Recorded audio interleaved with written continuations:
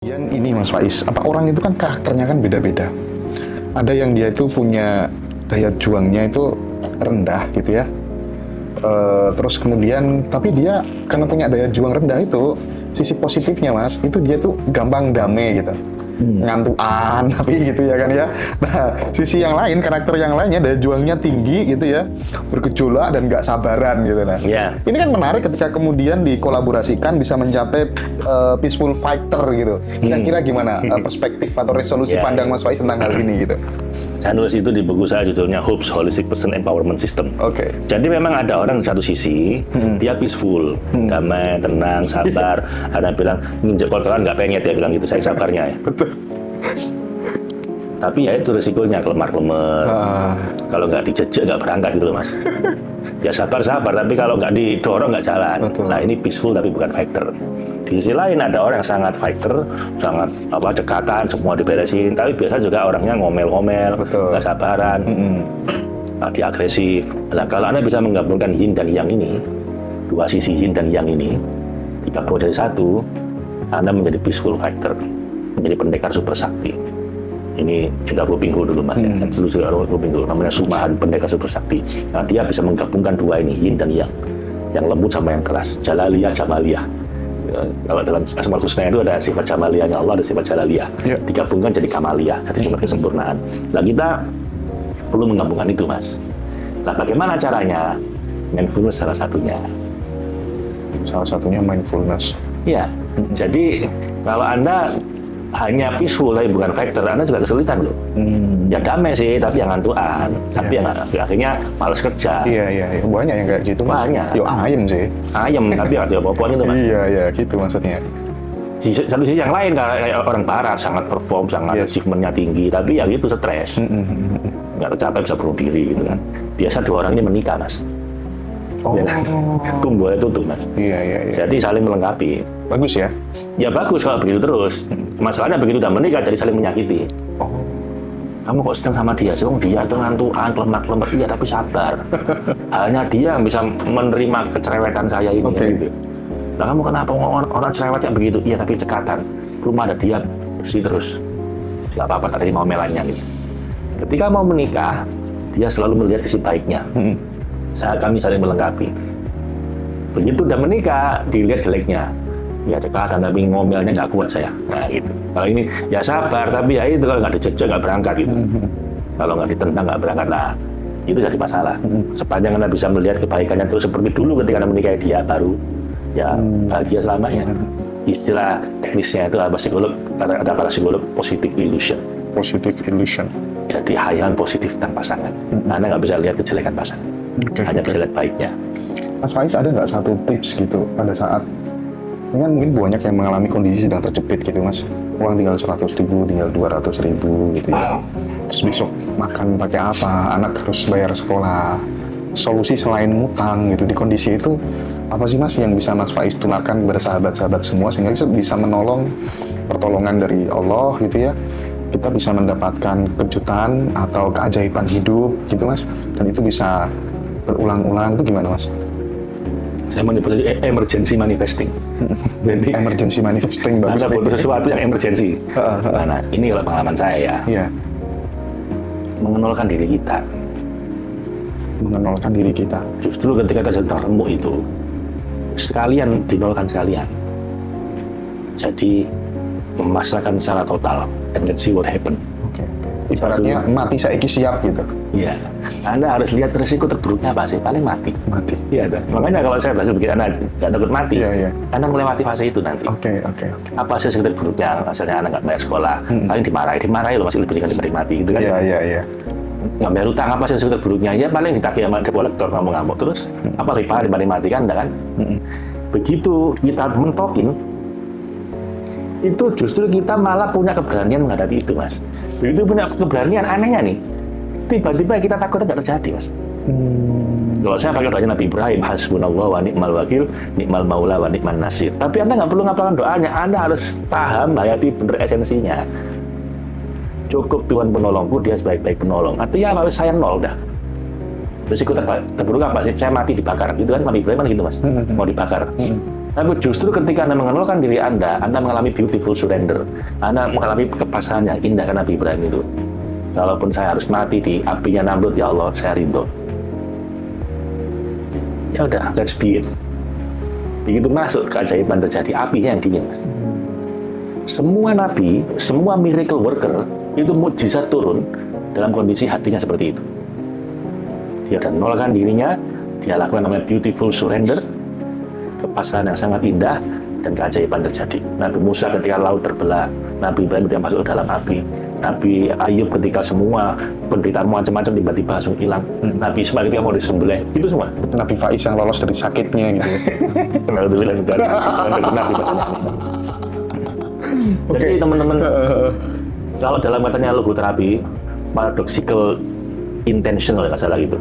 Ada orang takut, misalnya saya kalau ketemu orang saya nanti gemeter semua. Sudah, pikirkan yang paling mentok. Terburuk, resiko terburuk. Ya, saya pingsan, saya mati.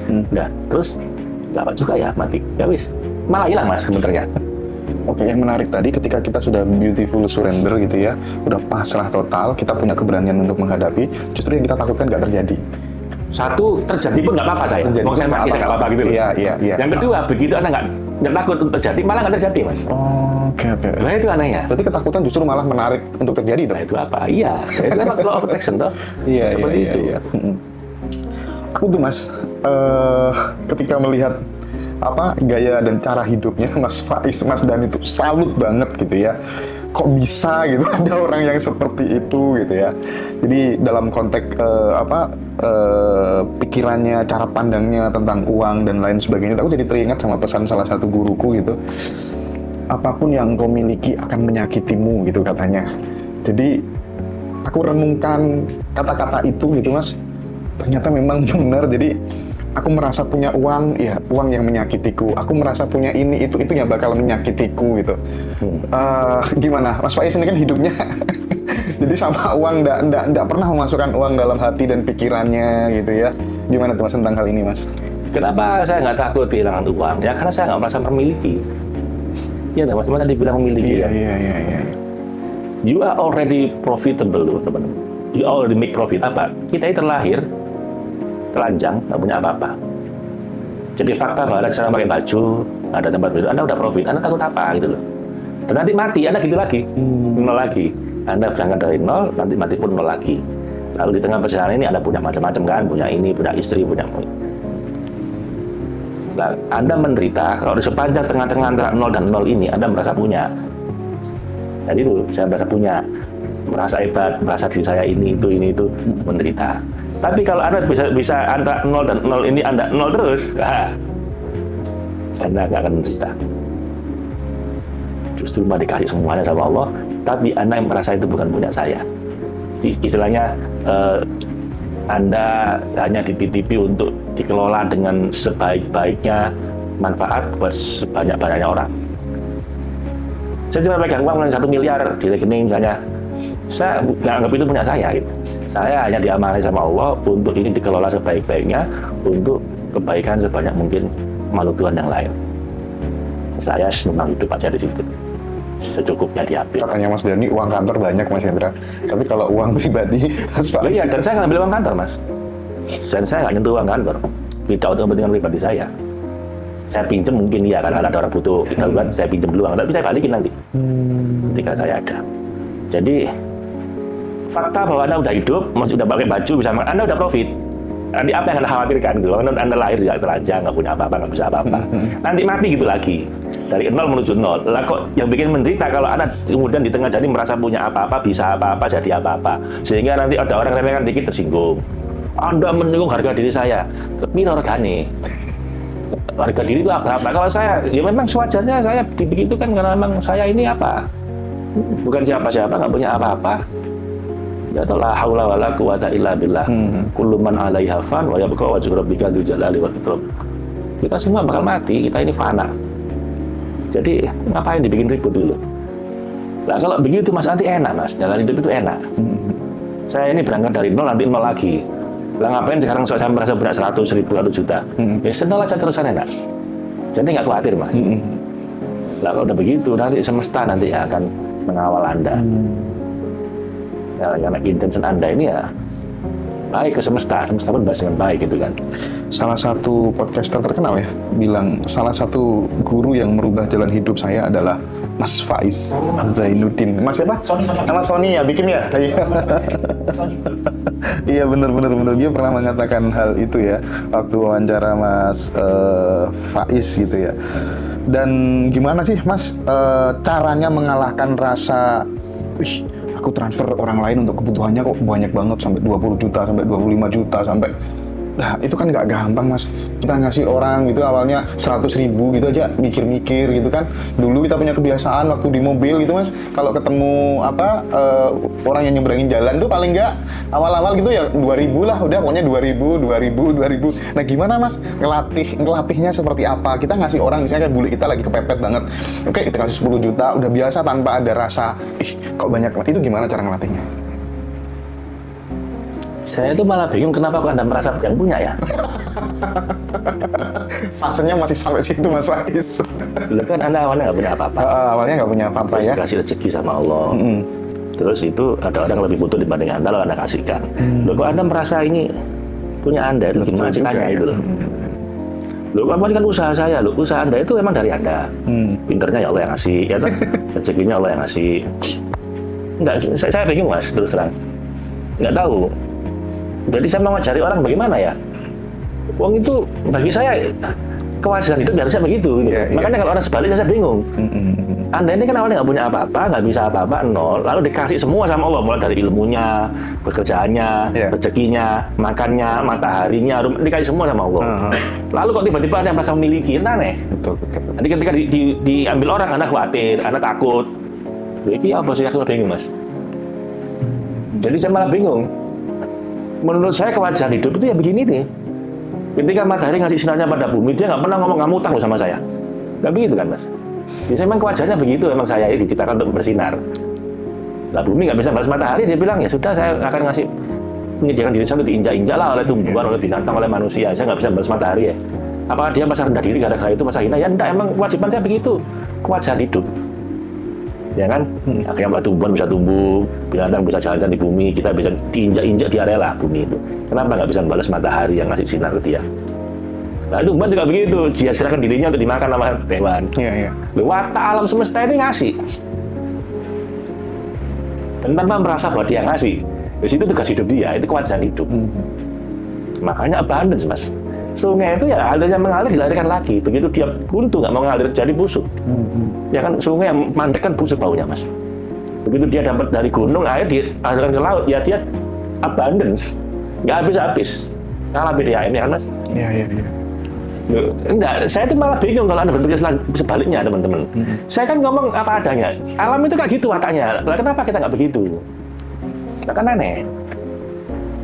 Saya nggak merasa diri mulia, hebat. Wajarnya itu kayak gitu. Wajarnya kayak gitu ya Mas ya. Lah kalau Anda sebaliknya ini kan saya merasa aneh gitu loh Mas. Lah makanya hanya manusia hidupnya ruwet. Gara-gara dia melawan hukum alam itu. Melawan watak aslinya Allah dan melawan watak aslinya Tuhan loh Mas. Ya kan Allah memang punya banyak sifat di Asmaul Husna, tapi yang paling asli adalah Ar-Rahman Ar-Rahim Al-Wadud. Iya. Ya kan, mengasihi, menyayangi, mencintai. 3 level cinta ini. Ya, pada semua makhluk dia Ar-Rahman, pada orang beriman Ar-Rahim, pada para kekasihnya Al-Wadud. 3 level cinta. Itu watak aslinya Tuhan. Lah Anda pengen dapat kawin dari Tuhan tapi nggak mau niru dia. Lah kan Tuhan kecewa. Pengen dapat kemurahan alam, ikutlah wataknya alam. Ingin dapat kemurahan Tuhan, ikutlah wataknya Tuhan. Tahalluqu bi khuluqillah. Jangan aneh-aneh. Gitu kan? Anda sendiri nggak mau begitu tapi Anda pengennya begini. Pak kenapa sih Pak kok hidup saya begini? Ya kan Anda begitu, saya bilang gitu. Iya. Lagi dia nggak begini, bagaimana Pak? Ya jangan begitu. Tapi mohon maaf Mas, selama jadi coach, ya udah punya murid segitu banyak, pernah mengosongkan rekening itu sampai saldo minimal paling sedikit berapa Mas? Jujur. Ya nol botol. Pernah? Dia bisa nol. Dan saya juga nol saat itu. Ngirim ke saya nol Mas. Saya dan saya Ya, nol, bro. sama bro tenang gitu. Kadang-kadang ada orang minta, ya wes redam saya bilang kita masuk ini kadang-kadang. Masih ada. Karena itu bukan zaman dahulu kala, bukan ya barusan gini aja. Oh, ya. Apa ya? Ya beberapa bulan yang lalu kan. Tapi jangan dianya. Aduh, Mas. Oh. Nol. Ini nggak katanya Loh, lagi ya, Mas. Ya. Anda gini loh, saya nggak tahu ya, Anda kok berpikir rumit itu kenapa ya? Anda sekarang mau kaya raya bagaimanapun ya, Anda tiba-tiba nol, tiba-tiba stroke mati loh Pak. Lalu kenapa Anda heran sama saya? Kok wani ya? Loh, Anda nggak perlu berani untuk begitu. Anda bahkan mau harta segunung itu bisa dibikin habis sama dalam waktu sekejap. Loh, saya punya teman kaya raya tiba-tiba kecelakaan amblas semua uangnya Mas. Iya betul. Tiba-tiba utangnya jadi banyak. Ya, toh, sebaliknya juga ada orang awalnya minus banget tiba-tiba jadi rezeki ya banyak. Semudah itu Allah balikkan orang itu. Nah ini latihan supaya sebelum Anda dipaksa sama Allah begitu, Anda udah latihan menurunkan. Bahwa nol pun tidak apa-apa gitu loh. Kan latihan mati sebelum mati, Mas. Mantap. Latihan mati sebelum mati. Betul sih, betul banget. Biar nggak kaget ketika mati. Keren.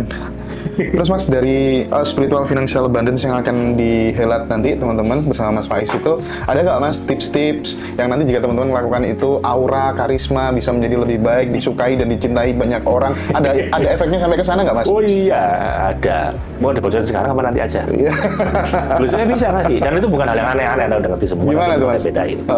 Gini, apa sih karisma itu? Dasar dari semua karisma Mas, gini. Anda minta yang rumit saya kasih teman-teman. Saya ini belajar persuasi itu ke Harvard, ke Wharton, 3 hari 80 juta. Katanya sekarang semua Mas ini sekarang semua. Loh, ya, tapi saya harus praktekan ya. Iya. Mau jadi praktekin. Mau ya teman-teman ya. Ya dikasih kisi-kisinya dikit-dikit Mas Faiz. Nggak akan saya spill. Nggak akan di-spill, mau di-spoil. Kalau spill dikit-dikit, kalau spill Iya. kan. Yes, oke. Oh Mas, seneng semua Mas, mau semua Mas. Ya, Mas. Aduh.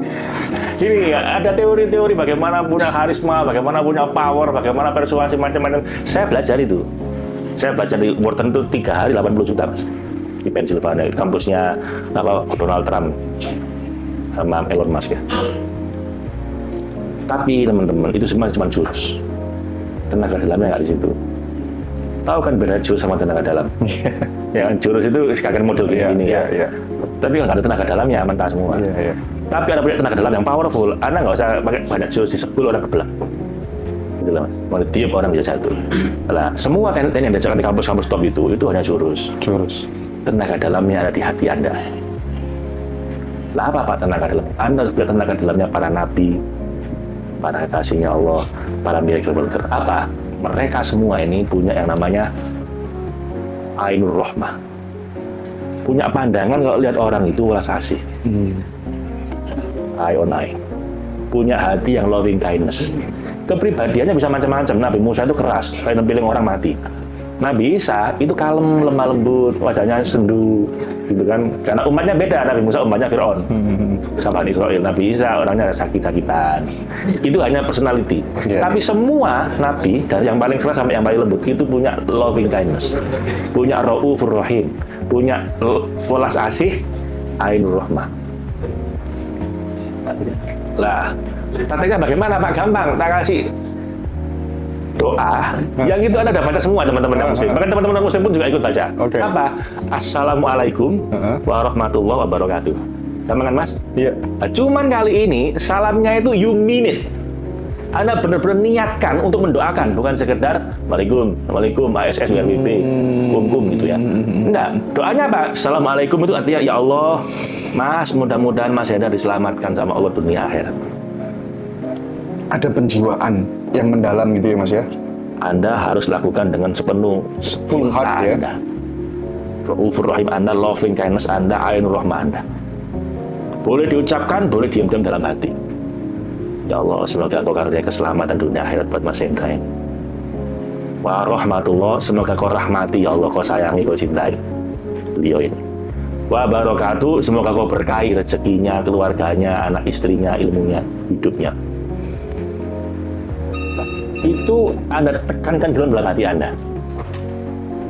Sebentar, ini kayaknya banyak orang ragu Mas. Gini. Kita bikin perjanjian. Iya. Teman-teman ya. Lakukan nggak usah lama-lama, 2 minggu aja. 2 minggu teman-teman. Day in, day out. Dari bangun tidur sampai mau tidur. Oke. Ngapain Pak? Bangun tidur. Anda doakan orang-orang serumah Anda. Ya Allah, semoga keluarga saya ini Kau berikan keselamatan. Assalamualaikum dunia akhirat. Kau berikan rahmatmu, kasih sayangmu dan cintamu, dan keberkahan rezeki keluarga dan hidupnya. Nanti keluar dari rumah, doakan orang sepanjang jalan. Ada tukang bakso, ada di busway ketemu banyak orang kerja, satu orang tukang copetnya doain. Anda lihat seorang lunting misalnya jangan merokok ini, nggak usah ngapain, kayak yang baik surga aja, doain. Ya Allah semoga laris. Nggak ya gitu. Sorry. Kalau nggak didoain tapi dilarisi gimana mas? Ya Allah semoga kau selamatkan. Artinya apa? Ya semoga selamat, insaf. Iya. Warahmatullah, semoga kau rahmati, bukan azabmu yang turun ya Allah, tapi rahmatmu yang turun. Kau berkahi rezekinya, itu apa? Dikasih rezeki yang lebih baik dibanding ini. Semua doain. Orang kenal nggak kenal, orang baik nggak baik, orang jauh pun dekat doain. Sepanjang jalan Anda di berangkat kantor. Di kantor doakan orang. Anda di kantor assalamualaikum gitu. Nah kali ini boleh diucapkan boleh dalam hati, tapi you mean it. Niatkan mendoakan. Telepon, waalaikum. Dan cuma begitu doain ya Allah semoga telepon dengan saya ini kau selamatkan, kau rahmati, kau berkahi. Pulang begitu lagi. Mau tidur, kalau ada orang bersalah sama Anda maafkan dan doakan. Ya, 2 minggu aja Anda jaga hati Anda untuk selalu konsisten mendoakan orang lain. Pantang mengkritisi, pantang menghakimi, pantang ngomel-ngomel, pantang gosip, cuman doakan. Misalnya ada sesuatu gosip orang, doakan. Semoga dia selamat, dirahmati, diberkahi. Ingat siapapun, termasuk orang 2 minggu aja. 2 minggu aja. Orang yang dibenci apa atau orang pernah menyakiti Anda, mantan Anda mungkin dia bisa Anda doakan. 2 minggu aja Anda jaga hati sebaik itu teman-teman. Kalau 2 minggu Anda praktek secara konsisten sampai nggak terjadi hal baik dalam hidup Anda, datang sama saya, Anda potong nih Kuku saya. Anda rambut. Oke teman-teman. Jadi kita cukup praktek 2 minggu dan pasti nanti kita akan mendapatkan keajaiban yang tidak terduga karena ini udah dipraktekkan sama Pak Ari Ginanjar juga selama 2 tahun tapi ya. Dan kita tahu Pak Ari Ginanjar seperti itu. Sekarang iya 2 tahun Mas Faiz praktek seperti itu. Setiap ketemu orang doakan. Awal susahnya dulu begitu. Betul kan? Iya. Beliau praktek itu buktinya. Karena saya nggak tahu malah kalau beliau praktek seperti itu. Iya teman-teman serius ini. Puncak harisma itu kalau hati Anda dipenuhi rasa cinta. Jadi orang lihat Anda jadi entah bagaimana kok auranya enak ya orang ini. Betul. Karena memang dari hati Anda paling dalam Anda sayang sama semua orang. Jangan salahkan sama saya tiba-tiba ada tengah-tengah busway. Doakan semua ya Allah orang-orang ini umpel-umpel nggak cari rezeki kayak gini. Semoga semua kau selamatkan ya Allah, kau rahmati, kau berkahi. Assalamualaikum warahmatullahi wabarakatuh. Anda bisa nangis sendiri loh. Anda bisa nangis sendiri dan itu copet mau nyopet Anda nggak enak sendiri Pak. Lo iya Pak. Cobain. Orang pikir saya itu training pakai apa ya kok suka begitu. Enggak, saya itu nggak pakai aneh-aneh. Ya saya belajar training volunteer enggak. Cuman apa ya? Saya periksa hati saya sendiri. Yang mau training itu gimana cara mendoakan. Kalau bagi saya nggak penting orang senang sama saya. Trainingnya berjalan lancar nggak lancar terserah. Saya pernah training malah mati Mas. Training malah mati. Jadi nggak bisa setel slide, nggak bisa macam-macam. Ya wis. Langsung praktek. Dan nggak apa-apa juga orang senang juga. Kenapa? Karena bagi saya nggak penting semua. Mau orang pagum sama kita, wah baru pada speaker yang hebat, nggak penting semua. Saya cuma berdoa satu, ya Allah ini semua adalah hamba-hambamu dengan masanya masing-masing. Semoga ya Allah dengan ikut ini Engkau turunkan solusi atas masalah-masalah mereka. Kau selamatkan mereka, kau rahmati, kau berkahi. Terus itu aja. Nanti everything will fall into its place. Bahkan ini yang kayak paling berantakan pun hasilnya paling bagus. Loh iya Mas. Serius ya, ini tenaga dalamnya para nabi ya, Bapak. Ini nggak main-main loh. Anda pikir main nabi itu apa istimewanya? Pinter-pinter? Iya, tapi nggak. Jadi nabi itu memang pinter, tapi yang paling penting itu adalah mereka punya hati yang paling baik. Paling nggak tegaan sama orang lain. Jadi itu teman-teman semuanya. Kalau Mas Faiz sering mengatakan bahwa satu-satunya jalan keluar adalah ke dalam. The only way out is in. Oke. Kalau dari India dapat. Baik teman-teman, kita break. Habis ini masih ada sesi terakhir dengan Mas Faiz. Minumnya Mas. Pesen minum lagi nggak Pak? Pesen minum lagi.